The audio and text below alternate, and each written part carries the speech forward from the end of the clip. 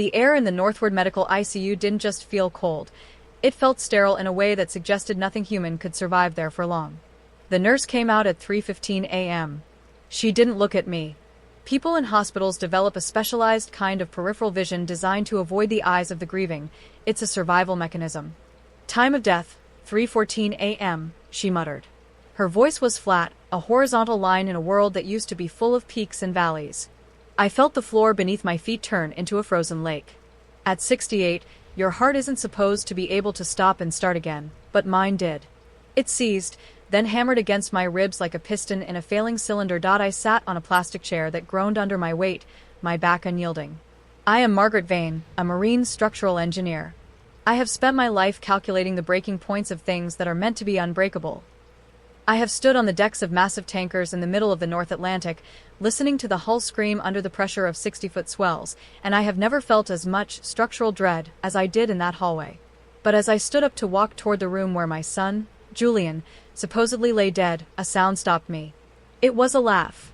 It was muffled by the heavy, sound-dampened door of the private lounge across the hall, but to an engineer trained to hear a loose bolt in a gale, it was as loud as a gunshot. It was followed by the rhythmic clink of crystal, the sound of a toast. I walked toward the lounge door, not the morgue. Through the frosted glass, I saw the silhouettes. There was Arthur Sterling, Julian's father-in-law, his shoulders shaking with a low, gravelly chuckle. And there was Elena, my daughter-in-law. She wasn't slumped in grief. She was standing in front of a mirror, her silhouette sharp and predatory, adjusting her pearl earrings with the casual grace of someone preparing for a gala. My son, Amun, who had spent his life building the very bridges that connected the city, was dead 30 feet away, and his family was drinking to his departure. The door opened before I could touch the handle. Elena stepped out, and the transformation was instantaneous. It was a masterpiece of biological engineering. Her eyes, which had been dry and calculating a second before, instantly welled with tears. Her posture collapsed into a practiced, tragic slump. "He's gone, Margaret," she whispered, her voice a counterfeit of sorrow that made my skin crawl. "The accident," the doctor said. His brain stem was effectively severed. There was no hope. "We've already signed the release forms for the morgue. You shouldn't go in. It's better to remember him as he was, vibrant, strong." She stepped in front of the door to room 802. She wasn't holding me up. She was a barrier.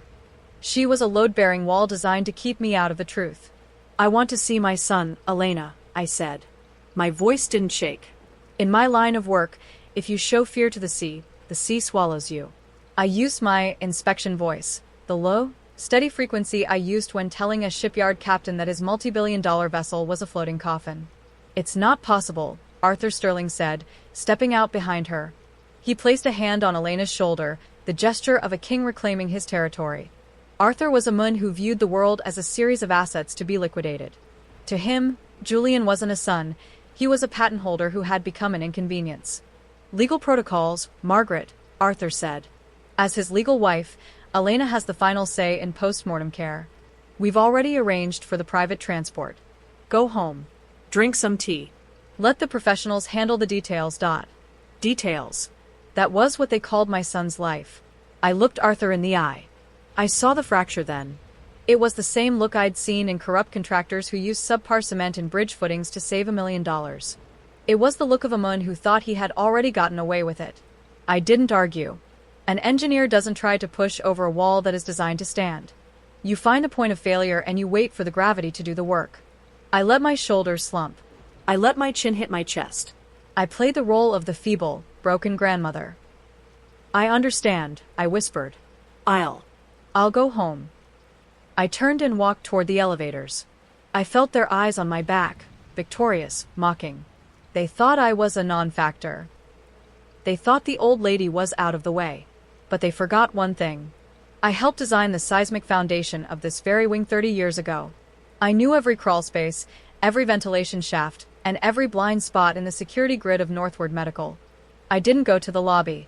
I went to the basement laundry room. I knew the laundry chutes in the ICU wing had a manual override for fire safety. I pulled on a pair of heavy work gloves I kept in my car and climbed into the chute, using the internal rungs meant for maintenance. At 68, my joints protested with every inch, but the adrenaline was acting like a high-grade lubricant. I reached the crawl space above the third floor and navigated the maze of galvanized steel ducts. I followed the blueprints in my mind until I was hovering directly over the vent for room 802. I looked down through the grate. Julian wasn't in a body bag. He wasn't even covered by a sheet. He was hooked to a high-end ventilator, the bellows huffing with a rhythmic, mechanical sigh. His chest was rising. His heart monitor was active, a slow, steady 58 beats per minute. He was alive. Then the door opened. Elena walked in, followed by Dr. Thorne, the chief of surgery. Thorne was a man whose lifestyle was funded by Arthur Sterling's donations to the hospital. How long? Elena asked, her voice devoid of any of the sorrow she had shown me in the hall. The sedative is keeping him in a deep alpha state, Thorne said, checking the 4 bag. But his neuroactivity is stubborn. He's trying to wake up, Elena. If he reaches a level 4 consciousness, the automated system will alert the nursing station. 29 days, Thorne, Elena said, her voice a chilling hiss that vibrated through the metal grate where I lay. The insurance policy for the Sterling-Vane merger has a double indemnity clause for accidental death, but it's void if the victim lingers in a vegetative state past the 30-day mark. If he's still breathing on day 31, the payout drops by 80%. And Arthur needs that money to cover the shortfall in the Bridgeworks account. She walked to the bed and leaned over my son. She didn't hold his hand. She pinched the bridge of his nose, watching his oxygen levels dip on the monitor with a sick, fascinated smile. "Don't worry, Julian," she whispered. "You always wanted to be a hero. Now you're going to be a hero for the family bank account. You'll be officially dead by Friday. And your mother? She'll be in a nursing home before your headstone is even carved." I sat in the dark of that vent, my heart hammering against the steel. I had 29 days to dismantle their lives, brick by brick, before they pulled the plug on mine.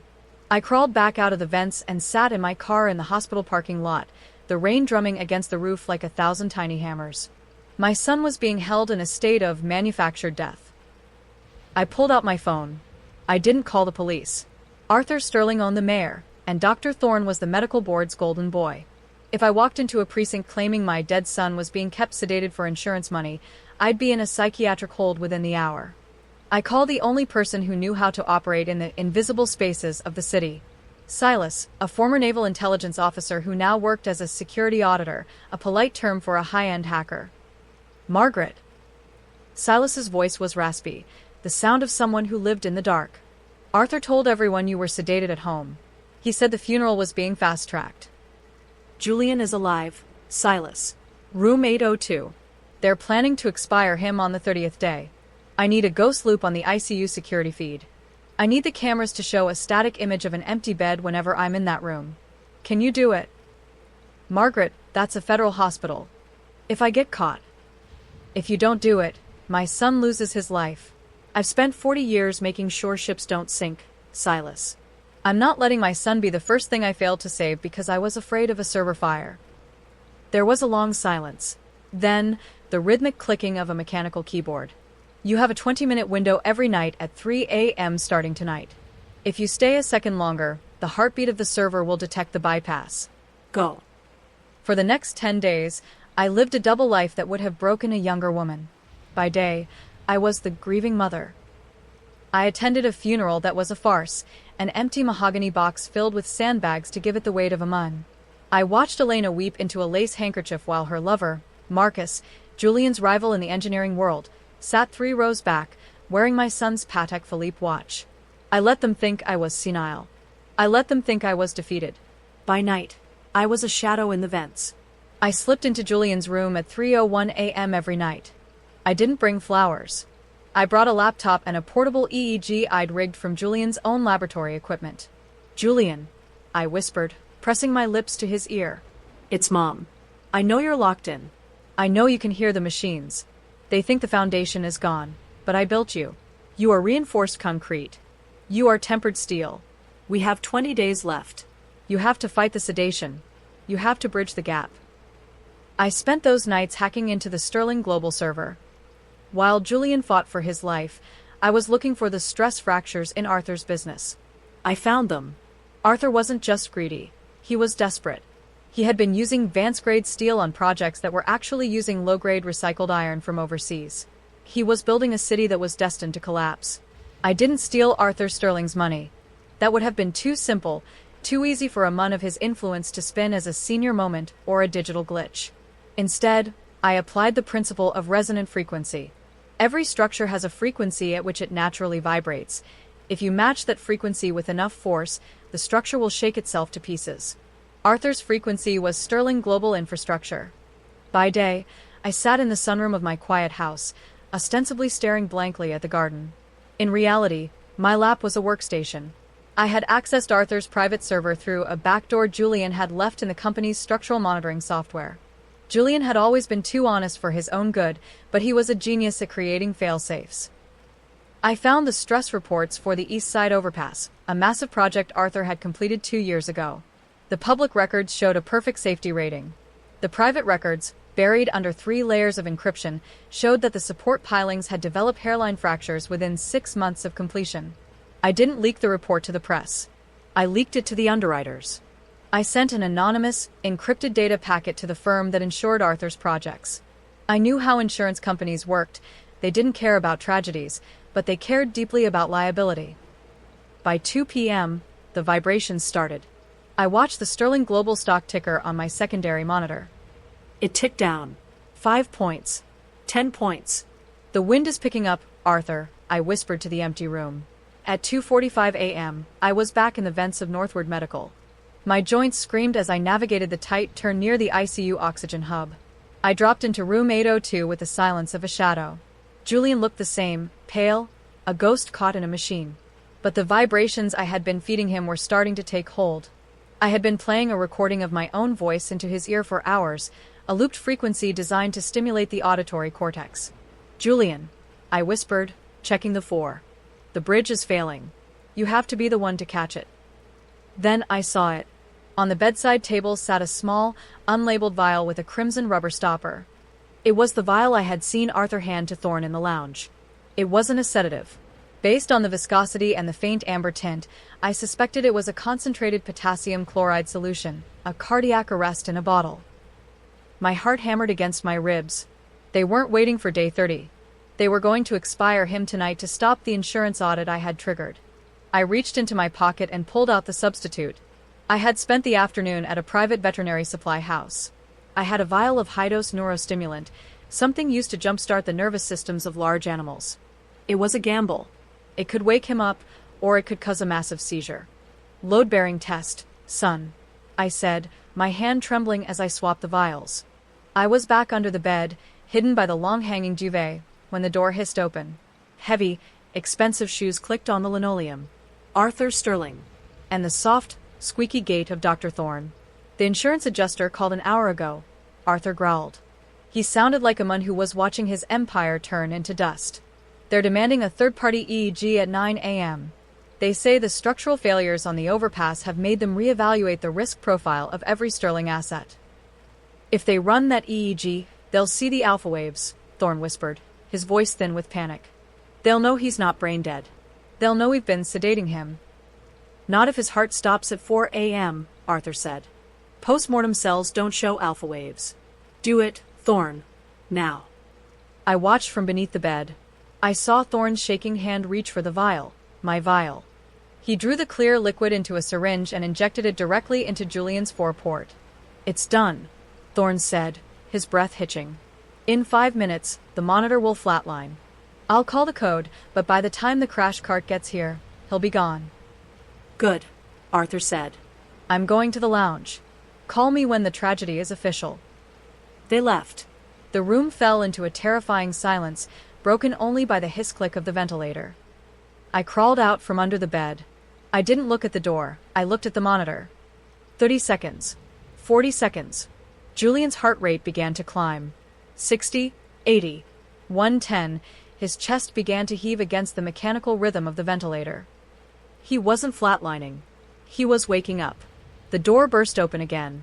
It wasn't Thorne. It was Elena. She was wearing a black silk robe, her face a mask of cold, sharp angles. She didn't look at the bed at first, she looked at the heart monitor.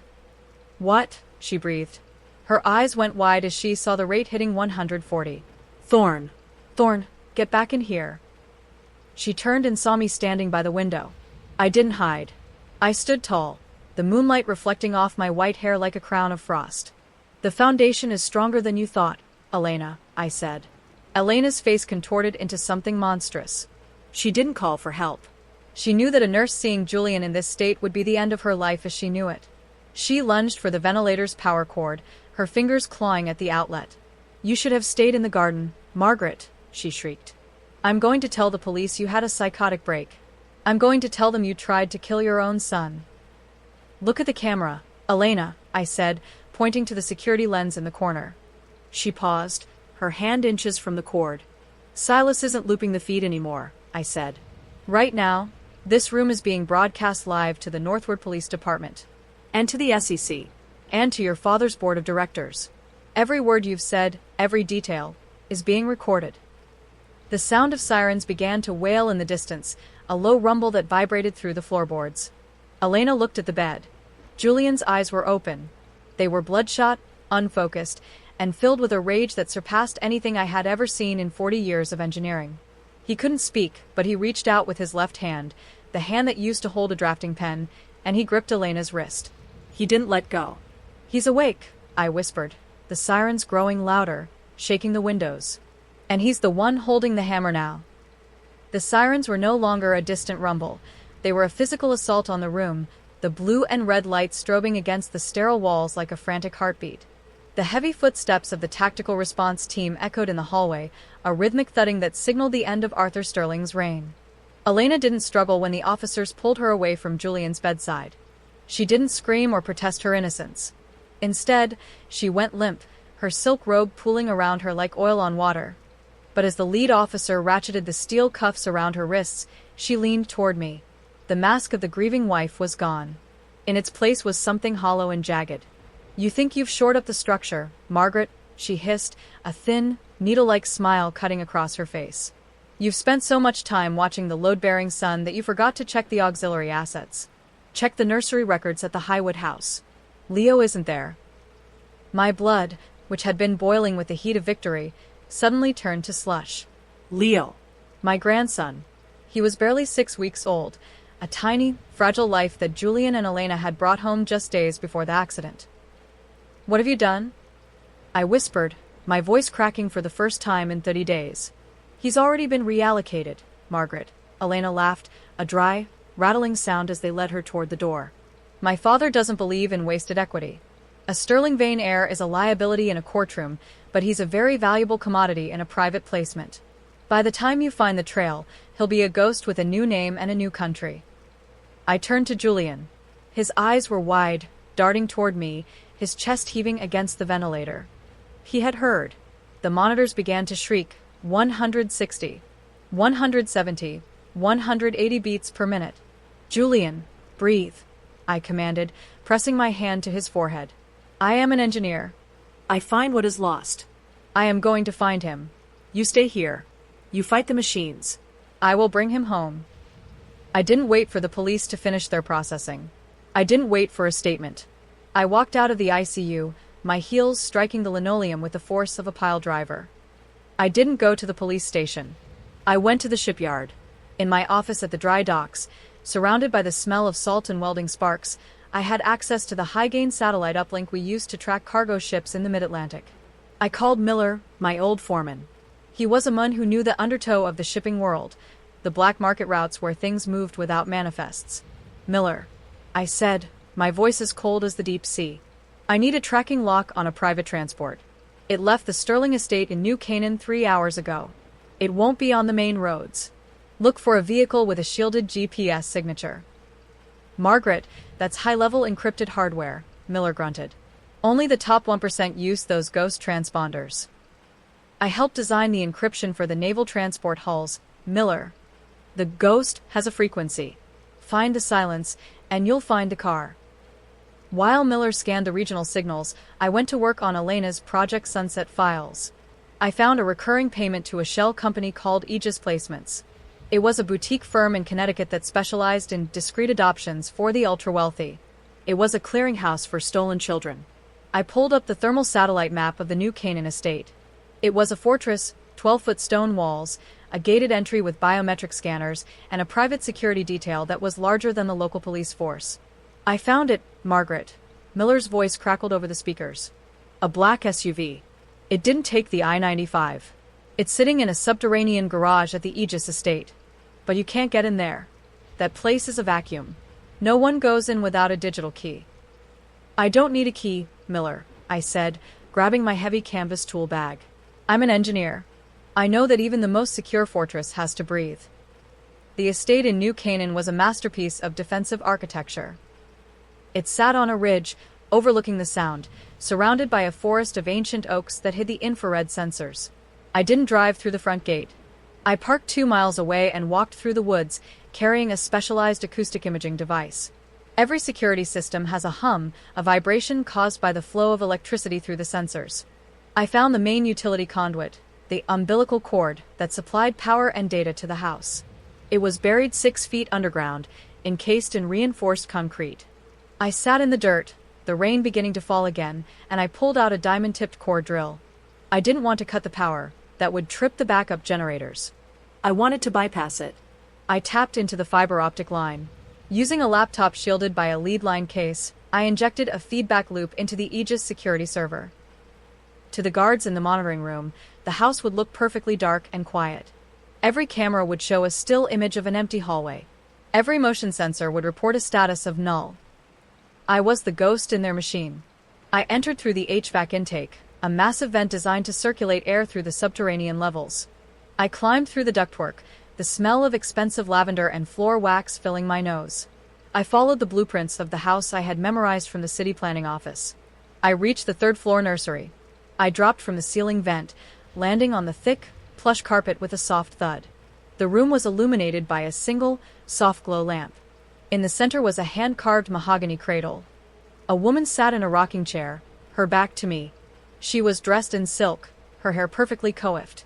She was holding a bottle. That baby doesn't belong to you, I said. The woman spun around, her eyes wide with terror. She wasn't a criminal. She was a client. A wealthy, desperate socialite who had paid $1 million for a perfect child. Who are you? How did you get in here? She stammered, clutching Leo to her chest. I am the woman who built the world you're hiding in, I said, stepping into the light. My face was streaked with grease and dirt, my eyes hard as flint. And I am taking my grandson home. I held out my arms. I didn't use force. I used the Veni frequency, that low, steady authority that commands respect. The police are at the bottom of the hill. I lied, my voice echoing in the quiet room. The Sterlings are in custody. If you hand him to me now, you're a victim of a fraudulent adoption. If you wait 5 minutes, you're an accomplice to human trafficking. Choose the structure of your future, right now. She looked at the baby, then at me. She saw the iron in my gaze. Her hands shook as she stood up and walked toward me. She handed him over. Leo was warm. He smelled of milk and the promise of a life that hadn't been broken yet. I tucked him into my canvas coat, zipping it tight against my chest. Good choice, I said. I didn't leave through the vents. I walked straight out the front door. The guards were still staring at their frozen screens, unaware that the most valuable asset in the house had just walked past them. 3 months later, the courtroom in Northward was a sea of cameras and vultures. Arthur Sterling was in a wheelchair, his empire in ruins, his face a map of defeat. Elena was in a gray jumpsuit, her porcelain beauty replaced by a sallow, bitter exhaustion. I stood at the back of the room, holding Leo. Beside me sat Julian. He was in a wheelchair, his left side still partially paralyzed, but his eyes were clear. He was holding a tablet, tracking the final liquidation of Sterling Global. The court finds the defendants guilty on all counts, the judge intoned. The sentencing is as follows. As they led Elena away, she caught my eye. She looked for a crack in my foundation. She looked for a sign of forgiveness or grandmotherly weakness. I didn't give it to her. I adjusted Leo's blanket and turned my back. We walked out of the courthouse and into the afternoon sun. The air was crisp, tasting of the coming autumn. We reached the black sedan waiting at the curb. "Mom," Julian whispered, his voice still raspy from the months of intubation. "How did you do it? How did you know the house would hold?" I looked at the city skyline, the bridges, the towers, the history I had helped preserve. "Because, Julian," I said, "I'm an engineer. I don't guess. I calculate." And the truth is the only material that can't be crushed by the weight of a lie. I closed the car door. The sound was solid. The foundation was set. 6 months after the gavel fell on the Sterling dynasty, the world felt different. The air in the northward dry docks didn't just smell of brine and diesel, it smelled of restoration. I stood on the observation deck of the Veni Maritime Complex, my hands resting on the cold steel railing. Below me, the Leasington, a 15,000-ton container ship, sat in the belly of the dock like a whale undergoing surgery. The rhythmic sound of 300 pneumatic hammers echoed off the limestone walls of the basin, a symphony of progress that I had once feared I would never hear again. But today, the sound that mattered most wasn't the hammers. It was the sound of a cane striking the metal grating behind me. Thud. Click. Thud. Click. I didn't turn around. I knew that rhythm.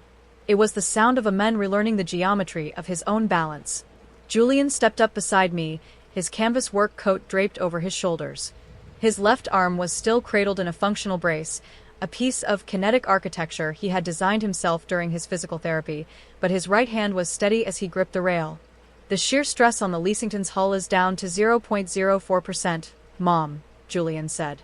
His voice was no longer the raspy ghost of the ICU, it was the voice of a chief engineer. The new reinforced plates are holding. We're ahead of schedule. A structure is only as strong as its weakest point, Julian, I said, finally turning to look at him. And you've reinforced the weakest points of this company with something Arthur Sterling never understood, integrity. Julian looked out at the ship, a small, tired smile touching his lips. He had spent the last half-year in a different kind of war, a war against muscle atrophy, against the trauma of locked-in memories, and against the legal vultures trying to pick at the remains of the Sterling-Veni merger. But he had won. I still have the dreams, Margaret, he admitted softly, using the name he only used when we were talking as peers, as engineers. The sound of the ventilator. The feeling of Elena's fingers on my nose, cutting off the air. Sometimes I wake up and I can't feel my legs, and I think I'm still in room 802. The mind is a complex bridge, son, I replied, placing my hand over his. It takes time for the oscillations of trauma to settle. But look at the data. You're standing. You're building. The vibrations are fading. The restoration wasn't just professional. It was domestic. The Highwood estate, once a place of silent sieges and hidden cameras, had been stripped to the studs. I had sold the house in New Canaan, the fortress where Leo had been hidden, and used the proceeds to create the Veni Foundation for Child Advocacy. We didn't just give money, we designed systems. We built a digital early warning network for hospitals to track unauthorized discharge protocols, ensuring that no child could be reallocated by a billionaire with a checkbook ever again. That evening, we sat in the sunroom of my smaller, humbler home by the coast. It was a house made of cedar and stone, designed to move with the wind rather than fight it. Leo was on a blanket on the floor, currently engaged in a high-stakes battle with a set of wooden blocks. He was 8 months old now, with Julian's eyes and a grip strength that Marcus, Julian's former rival, now serving 10 years for corporate espionage, would have envied. He's building a cantilever, Julian noted, leaning forward from his armchair. Look at the way he's offsetting the weight. He's got the instinct. He's a Veni, I said, pouring 2 glasses of iced tea. He understands that you don't build up until you've verified what's down. The doorbell rang, a low, melodic chime. It was Silas. He wasn't wearing his tactical gear or his shadow persona. He was in a flannel shirt, carrying a box of high-end cigars and a thick manila envelope. The final audit from the SEC just cleared, Silas said, stepping into the room and nodding to Julian. Sterling Global is officially dissolved. The assets have been liquidated to pay the victims of the East Side overpass collapse. There's nothing left of Arthur's name but a footnote in a legal textbook. And Elena? Julian asked, his voice steady. Silas took a seat, his expression darkening. She tried to appeal on the grounds of diminished capacity. Claimed the pressure of the merger made her snap. The judge laughed her out of the room. She's been moved to a maximum security facility in upstate. She'll be eligible for a parole hearing in 2054. By then, Leo will be running the shipyard. Julian nodded once, a sharp, final gesture. The stress test of his marriage was over. The collapse was complete. As the sun began to set over the Atlantic, casting a long, amber glow across the sunroom, I watched my son play with my grandson. The scene was a perfect equilibrium. I realized then that my life's work hadn't been the ships or the bridges. It had been this. It had been the calculated, relentless pursuit of a structure that could withstand the worst the world had to throw at it. Mom. Julian looked up, his face illuminated by the golden hour. I was thinking about the new project. The deep-sea research platform.